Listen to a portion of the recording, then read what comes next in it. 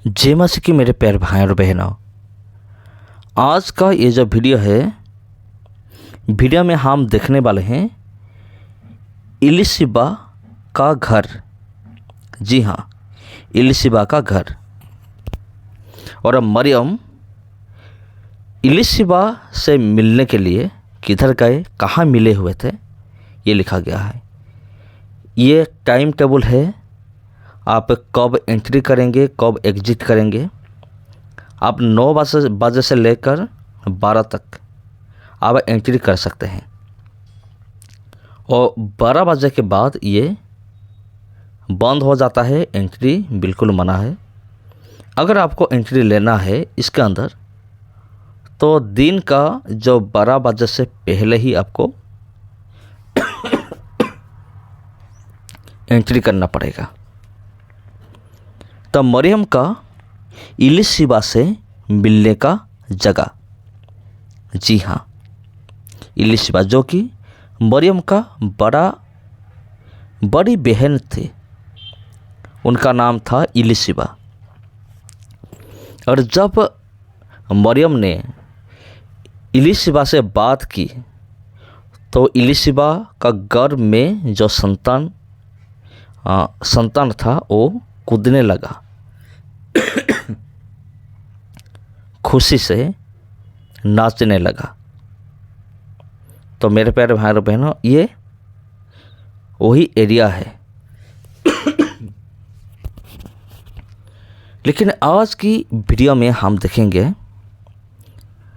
ये पूरी एरिया को हम कवर करेंगे, और हम देखेंगे कौन सी जगह है जिधर मरियम ने इलीशिबा से मिले थे, वो जगह किधर है।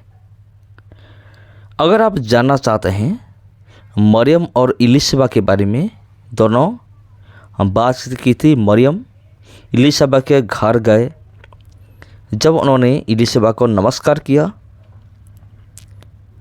तो इलीशिबा का गर्भ का संतान नाचने कूदने लगा। अगर आप जानना चाहते हैं, अगर आप जानते हैं तो बहुत बढ़िया, आपका धन्यवाद। अगर आप जानना चाहते हैं तो मेरे साथ खोल सकते हैं लूका की किताब, उसका 1:39 से लेकर मैं कुछ वचन पढ़ना चाहता हूँ।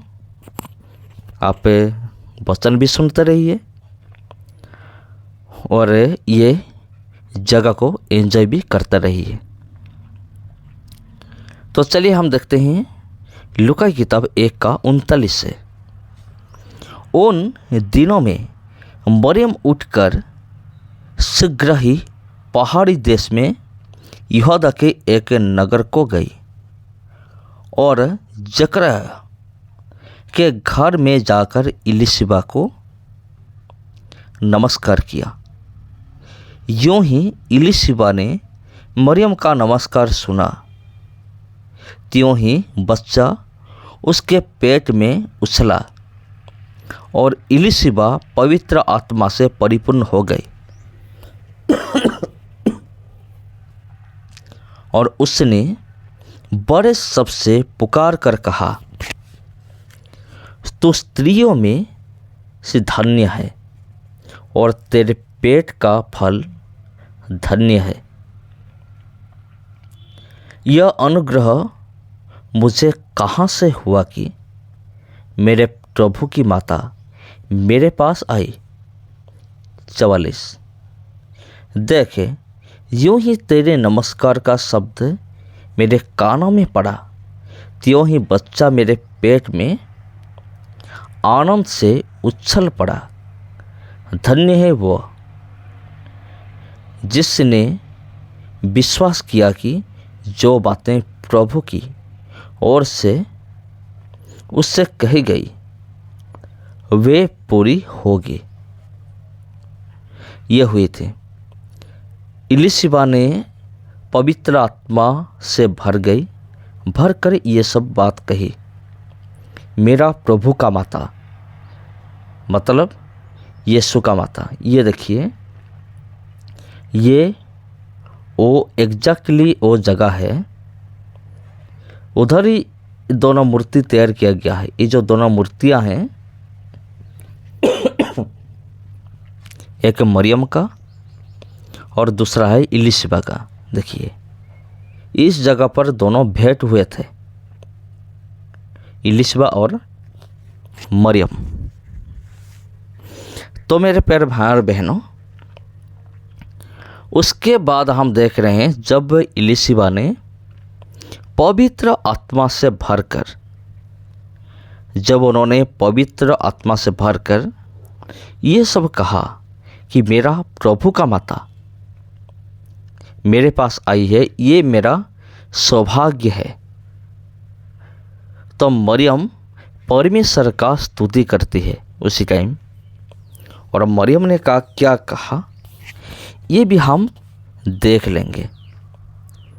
46 से लिखा गया है, लूका किताब 1 का 46 से लेकर कुछ आयतों का हम पढ़ेंगे। तो मरियम ने कहा, मेरा प्राण प्रभु की बड़ाई करता है और मेरी आत्मा मेरे उद्धार करने वाले परमेश्वर से आनंदित हुई, क्योंकि उसने अपनी दासी की दीनता पर दृष्टि की है। इसलिए देखो, अब से सब युग युग के लोग मुझे धन्य कहेंगे, क्योंकि उस शक्तिमान ने मेरे लिए बड़े बड़े काम किए हैं। उसका नाम पवित्र है और उसकी दया उन पर जो उससे डरते हैं पीढ़ी से पीढ़ी तक बनी रहती है। उसने अपना भुजबल दिखाया और जो अपने आप को बड़ा समझते थे उन्हें तितर बितर किया। उसने बलवानों को उनके सिंहासन से गिरा दिया और दीनों को ऊंचा किया। उसने भूखों को अच्छी वस्तुओं से तृप्त किया और धनवानों को छुच्छे हाथ निकाल दिया। उसने अपने सेवक इज़राइल को संभाल लिया कि अपने उस दया को स्मरण करे जो अब्राहम और उसके वंश पर सदा रहेगी, जैसा उसने हमारे बाप दादों से कहा था। मरियम लगभग 3 महीना उनके साथ रहकर अपने घर लौट गई। तो मरियम ने इलिशिबा के घर कितने दिन तक रहे? 3 महीने तक रहे। जी हाँ, उसके बाद वो अपना घर लौट गए। ये जो एरिया आप देख रहे हैं, इसको आज इतनी अच्छी तरह से बनाया गया है, सुंदरता प्रदान किया गया है, एक सीनरी कई बनाया गया है। ये मैं नहीं कह रहा हूँ, ये आप खुद देख सकते हैं। लेकिन इलिशिबा के टाइम में ये कैसा था ये मुझे पता नहीं, लेकिन आज ऐसे दिखती है।